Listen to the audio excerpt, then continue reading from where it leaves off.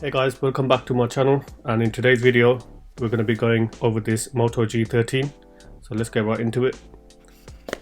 Let's crack open this lid. Yes, got the phone sitting there pretty on top. Got some information on it, but we'll have a look at that in a little while. So we just lift the lid here. Let's see what we have inside this box. We've got the SIM ejector pin here. We've got a bunch of papers, USB-C charging cable, and the charging brick. Chuck that all back in there, get out of the way. Right, so if we just have a look at the phone, we've got a bit of info here. 50 megapixel quad camera. Let's peel off this plastic cover they've given, and the sticker on the front. So here's the phone. Have a quick look around. The back picks up fingerprints quite quickly. We've got the 3 different cameras there, and then there's your usual setup with the rest of the phone. SIM card goes there, headphone jack on the top, again Dolby Atmos branding. This one was in the midnight black, I believe it's called, and price of this phone was £150 here in the UK. So I'm going to boot this up, I'm going to use it for a few days, and then we'll jump back into the review. Right, to start off with, let's talk about the design and build quality. So this phone has a water repellent design, and the body is made out of PMMA plastic. So like the Moto G13 that I unboxed is similar, or well, the same plastic used in that. So it's not going to be your most premium feeling phone, but it's not your cheaper feeling phone. But around the phone you've got the usual bits. On the back here, the camera array is set in this like glass kind of cutout, which is nice, and then we just kind of have a smooth texture here on the back. You can see the 3 cameras, but we'll jump into that later. So here's a comparison of it against the E13. This was in the creamy white. Right, for the stress test I'm just gonna kind of squeeze the phone, and it seems solid enough at the moment. No creaking, no sound really. I'm putting quite a bit of force.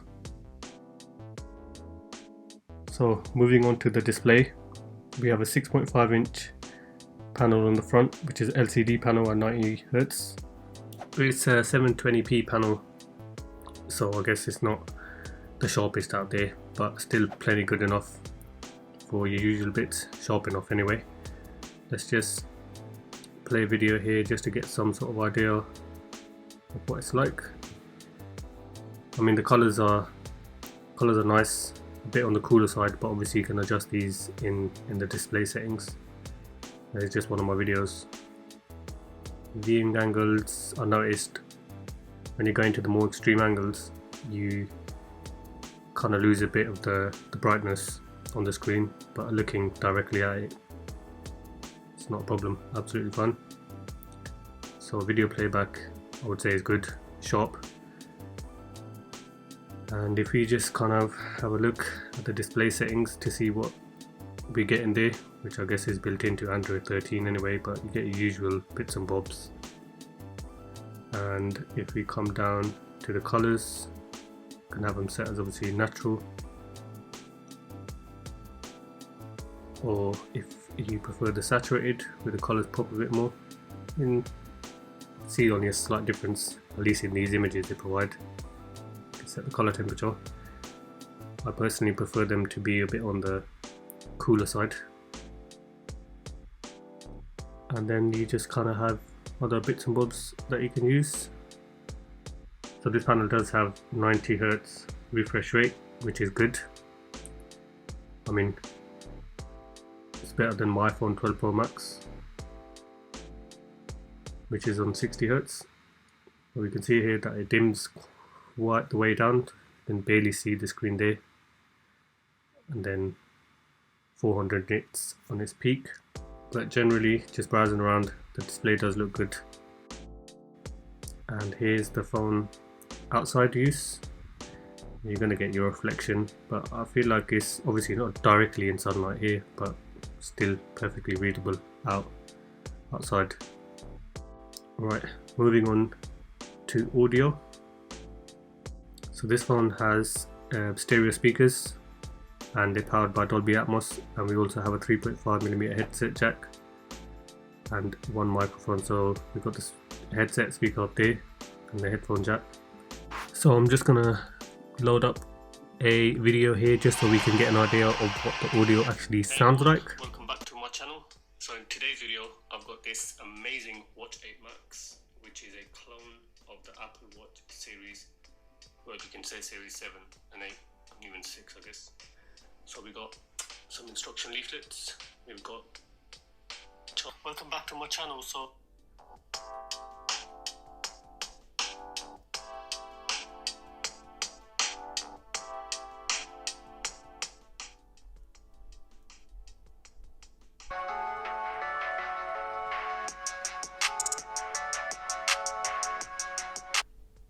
if we go into the settings and just go into the Dolby Atmos part of it, we can see here that we can configure the sound experience to kind of best suit wherever you would think is better.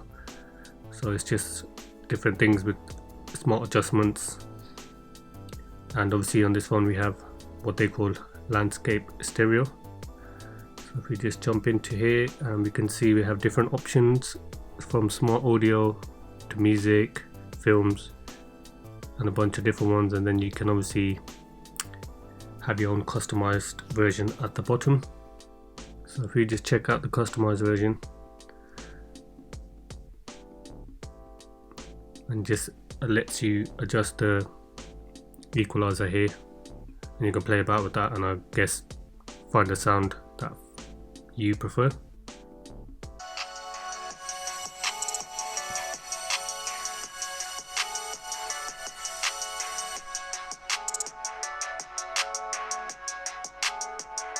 So moving on to performance, this phone is rocking a MediaTek Helio G85 processor, and it's an octa-core CPU, and the GPU as well is decent.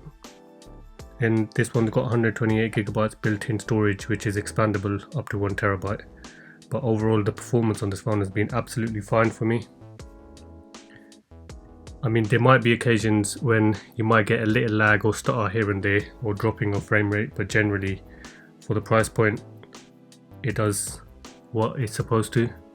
So I'm just gonna do a quick example of playing some games here, something that's a bit more, you know, intensive on the GPU, CPU and stuff. So I've got the visual quality set to high, just so we can see how it runs.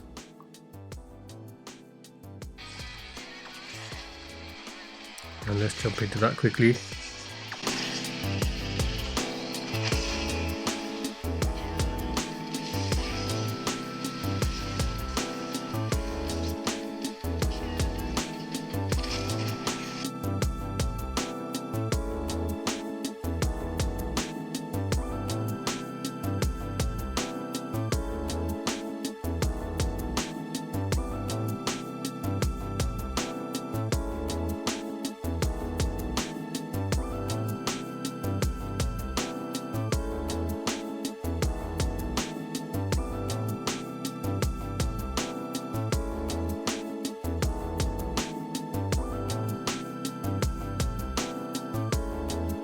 So I ran some benchmarking apps on the phone as well, tests should I say, just so we can get an idea of what the CPU and GPU performance is in numbers.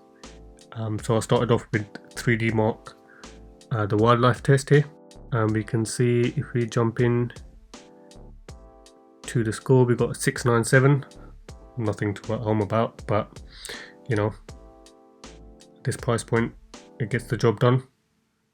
It's obviously going to struggle on heavier tasks and more demanding processes, but I mean 2 frames to 6, which isn't amazing, but I guess it's still okay.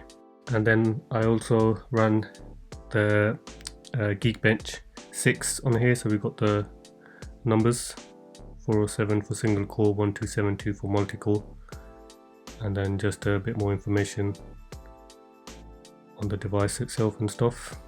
I think it's the CPU and GPU are more than capable of handling everyday tasks. So if you're just using the phone for your normal browsing, you know, just your normal phone stuff, then you're not going to have a problem. And even we've seen in the examples, the games, even though they're not going to have the higher options, like higher graphics and frame rates, you're still going to be able to have an enjoyable experience on those.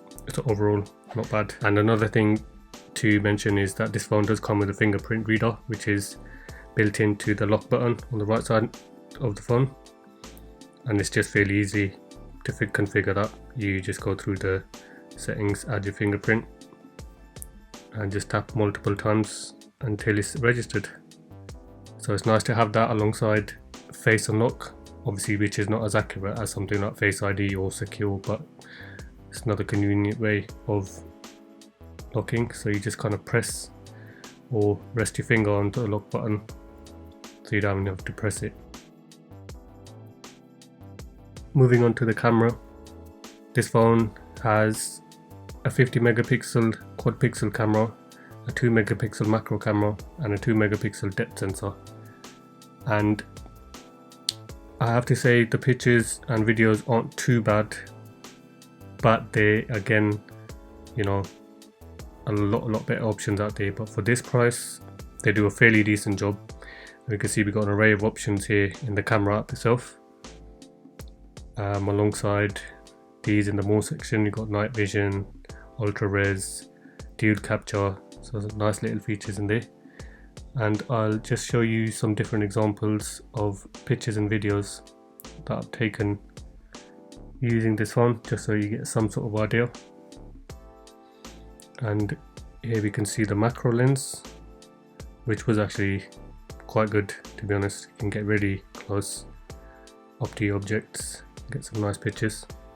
I'll throw in some examples just so that you can see in different conditions, different lighting conditions and things, so you can have a look at those. So here I've swapped out my normal camera that I use with the Moto G13, and it's just checking the autofocus.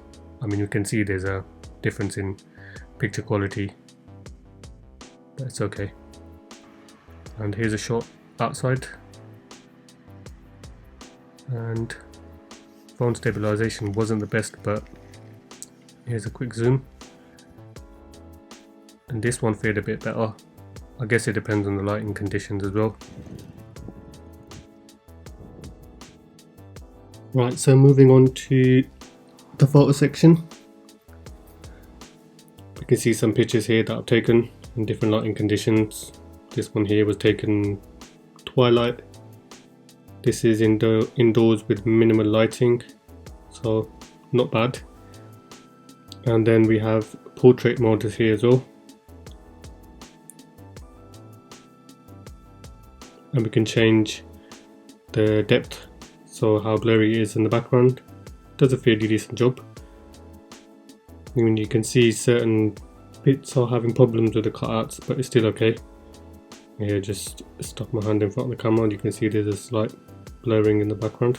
And then we have Pro, so it lets you adjust various things: white balance, ISO, brightness, autofocus, different things like that. So not bad having something like that lets you manually adjust different bits, so you can kind of dial it in. Got some examples here of night vision. So this one I took outside with literally no light, and just for comparison, I've done this exact same picture with the iPhone 12 Pro Max, so we can see the difference there. So the night vision didn't really do much in that case.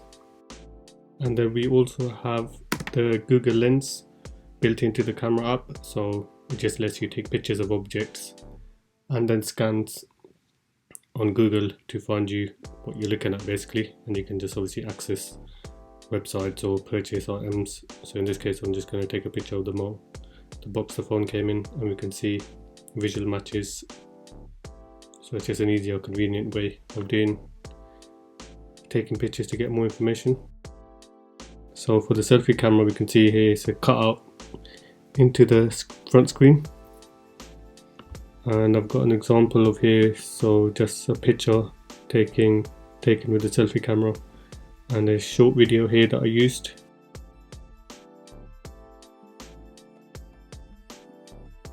So for battery life, this phone is packing a 5000 milliamp battery, which Motorola says will give you over 36 hours, and also lets you charge using the 10 watt provided turbo power charger. And for battery usage, I was really impressed. I mean, this was me heavily using the phone for testing, so I'm using different apps. I was running the benchmarking apps, which are heavy, YouTube, playing the games, and I mean, halfway through the day it only dropped down to 61%.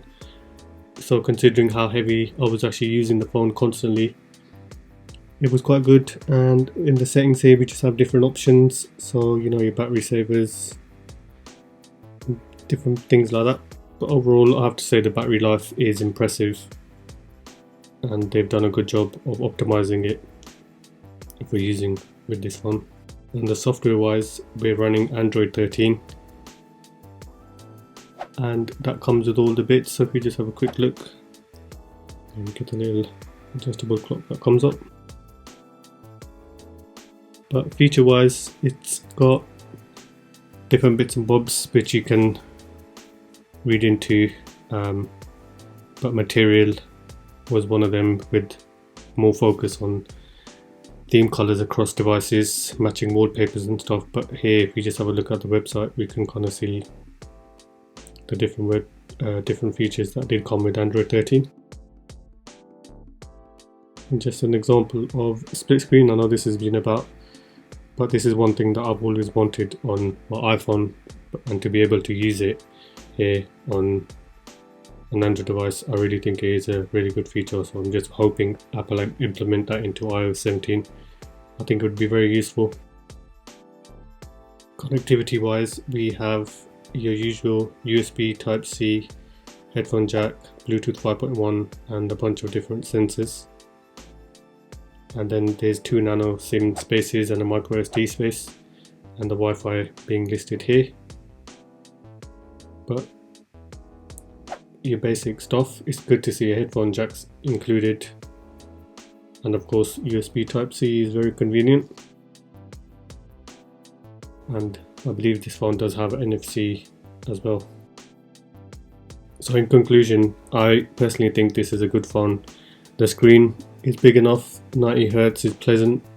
For this price point, you're getting a lot of value for your money, and I would recommend it. The cameras do a decent job, speakers are decent, CPU and GPU performance is good enough for games and your normal everyday tasks. So if you're looking for something that's budget friendly and doesn't hurt the wallet too much, I would definitely go down this route. Thank you for watching, guys, and as always, if you enjoyed the content, please hit the like button. Consider subscribing to my channel if you haven't already, and I'll catch you guys in the next one. Take care.